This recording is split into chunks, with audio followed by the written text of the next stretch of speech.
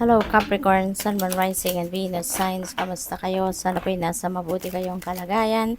Welcome back po sa Star Tarot. Kung bago kayo rito, welcome din kayo. Thank you for your support.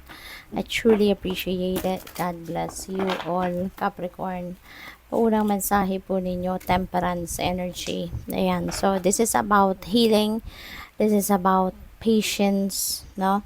So, kailangan dito ng iba yung pasensya. Kasi parang nangangailangan din dito ng balanse, no? Ang buhay, ang mga bagay-bagay, maaring merong mga delicate or sensitive issues na kinakaharap ang iba sa inyo, Capricorn. Kaya kailangan ng iba yung ingat, no? So, patience, no? Kailangan ng pasensya. Hindi pwedeng madaliin, hindi pwedeng i-rush, no, ang sitwasyon na ito. We have judgment. Ayan, so there is an important decision na kailangang harapin ang iba sa inyo dito. Important decision making ang kailangan ninyong harapin, no? At this time, maaaring yung decision making na to, matagal na to, no? Parang it's lingering na, kumbaga. Pero baka hindi ninyo binibigyan ng pansin ito. Baka hindi ninyo inaasikaso, hindi ninyo pinapansin, no? Pwedeng ganon. Kaya ngayon, parang eto na, reminder uli ito sa inyo, no? Na once and for all, look into it, pag-desisyonan nyo na to.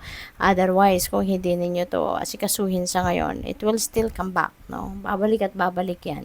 And it will continue to bother you hanggang sa ma-address mo siya. We have High Priestess. Huwag kayong mag-alala kasi divinely guided kayo eh. Kung meron kayong fear, no, sa pagharap kung ano man itong decision making na itong anumang sitwasyon na to, just tune into your intuition. Pakinggan nyo kasi, no, pakinggan nyo yung bulong sa inyo ng inyong intuition kasi ginagabayan kayo ng universe, binibigyan kayo ng visions, maybe intuitive nudges, intuitive messages to guide you on how you're going to navigate these circumstances. Kaya pakinggan ninyo to at makakatulong ito sa inyo na mas maging magaan ang inyong pagdedesisyon at maging mabilis, no, yung desisyon na nagagawin ninyo rito. Okay? Maaari din ang iba sa inyo rito parang baka merong sinisekreto, no? Pwedeng kayo ang may sinisekreto to sa ibang tao or baka merong tao malapit sa puso ninyo, pwedeng kaibigan, pwedeng kapamilya mo, pwedeng person ninyo na baka merong sinisekreto sa inyo, no? So parang ganon. So what else? We have King of Pentacles. Wow. Napakaganda nito because this is about wealth, coming your way. This is about abundance and prosperity. Okay? So, merong paparating dito na pera sa inyo. Merong paparating na financial blessings or financial opportunities. This could be a lucrative offer para sa inyo na pwedeng trabaho, career, or business opportunity na pwede ninyong pagkakitaan. At ito yung maghahatid sa inyo ng bonggang-bonggang kaperahan. Kasi si King of Pentacles, this is someone na nasa tugatog na siya ng tagumpay, nasa taas na siya ng antler, diba? So, nagpapakita lang yan na nandoon na siya sa tugatog ng tagumpay in terms of money, career, and finances.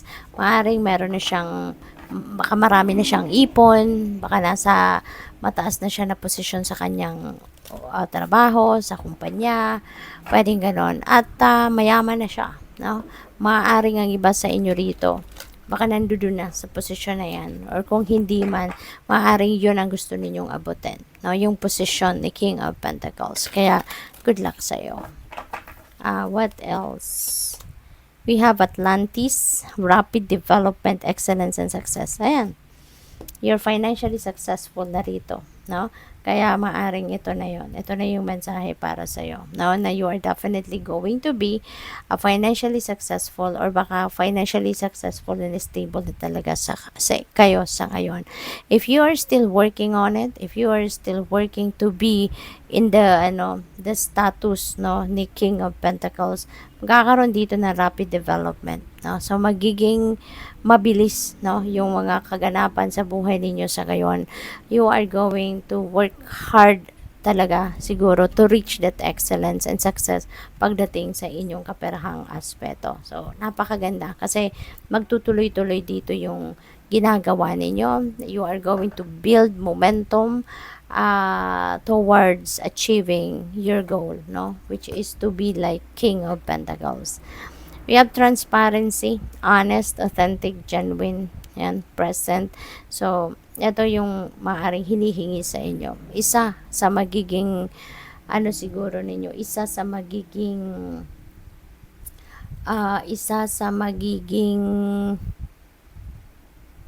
paraan or magiging isa sa mga ingredient no, siguro ng inyong pagtatagumpay is yung maging honest kayo sa sarili ninyo, maging authentic kayo sa sarili ninyo, 'di ba?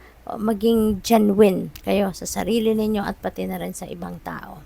Kasi kung ine-express ninyo kung ano yung gusto ninyo, kung ano yung pinaparating ninyo, kung ano yung gusto ninyong iparating sa mga tao, 'di ba? So mas mabilis kayo makapag-transact, mas magiging magaan ang mga transactions and negotiations ninyo, hindi ba? We have experiments and manipulation of nature, forcing change, cruelty in the pursuit of knowledge and arrogance. Ayan. So parang ang iba din sa inyo rito, baka kayong manipulate ng iba, no? Baka kayo yung ang tawag dito, baka buhay ninyo yung pinapatakbo ng iba, pinapakialaman yung gusto ninyo, pwedeng ganun ang ganap dito for some of you. Baka pinipwersa kayo ng ibang tao dito na gawin kung ano ang gusto nila, yung ganon, ano? So, it's all up to you. We are all given free will. No? Kaya na decision ninyo yan kung anong gagawin ninyo dyan. Papaano ninyo haharapin ang mga ganong klaseng sitwasyon. Okay? So, what else? We have homeland. And so, dito sa homeland, merong ano rito merong travel energy. Merong uuwi dito. Maybe you are coming from abroad pa. Baka kayo nagtatrabaho abroad or any parts of the country na medyo malayo siguro sa inyong pamilya.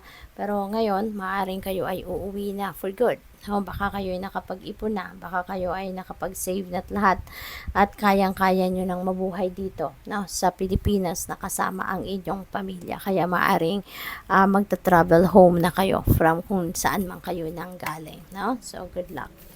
Tingnan natin kung ano pa ang ganap dito for Capricorn. We have take off. Ayan. So, things will take off much sooner than you expected. Ayan. So, parang kasi nga, meron tayong rapid development, hindi ba? No? Sabi din dito, now is a good time to take action. There's no stopping you now. Ayan. So, talaga magmamadali kayo. Kung ano man yung mga naiisip ninyo sigurong plano dito, or kung ano man yung mga pinagplanuhan ninyo, maaaring you are ready to implement that. Parang handa na kayong gawin yon, simulan yon, no? Kaya magmamadali na kayo ngayon. We have caution. Use caution when making financial decisions. Ayan, mag-ingat kayo pagdating sa pagmamanage ninyo ng inyong pera, pagdating sa paggastos, pag-i-invest, pag-isipan ninyong mabuti, pag-aralan ninyong mabuti. Okay? Huwag kayong basta-bastang papasok sa isang sitwasyon na hindi ninyo pinag-isipan mabuti, hindi pinag-aralan, hindi kayo nag-research, yung ganon. Okay? Kasi baka pagsisihan nyo lang. So, take precautionary measures. Okay? We have shift. Ayan, may career shift. No? Ang iba sa inyo dito, you're heading towards a different path. Sa ngayon, maaring hindi na kayo masaya, hindi na kayo contented, hindi na kayo fulfilled sa kung ano man ang ginagawa ninyo, kung ano ang career ninyo sa ngayon. Kaya, magde-decision kayo na umalis na, iwanan na yan at magsimula kayo ng bago. No? Nasa tingin ninyo yun ang mas magiging makakapagpasaya sa inyo. We have denial. There is a no. Maaring kayo yung magsasabi ng no or baka kayo yung pagsasabihan ng no. Okay? Perhaps you are insisting that really be something other than what it is. No? So siguro, ayan, baka meron kayong ini-insist na dapat mangyari. Pero, ayan, baka i-reject kayo ng kung sino man. Kaya kailangan na lang na matutong maghintay, matutong magpasensya. No? So, good luck. Thank you for watching Love and Light. Namaste.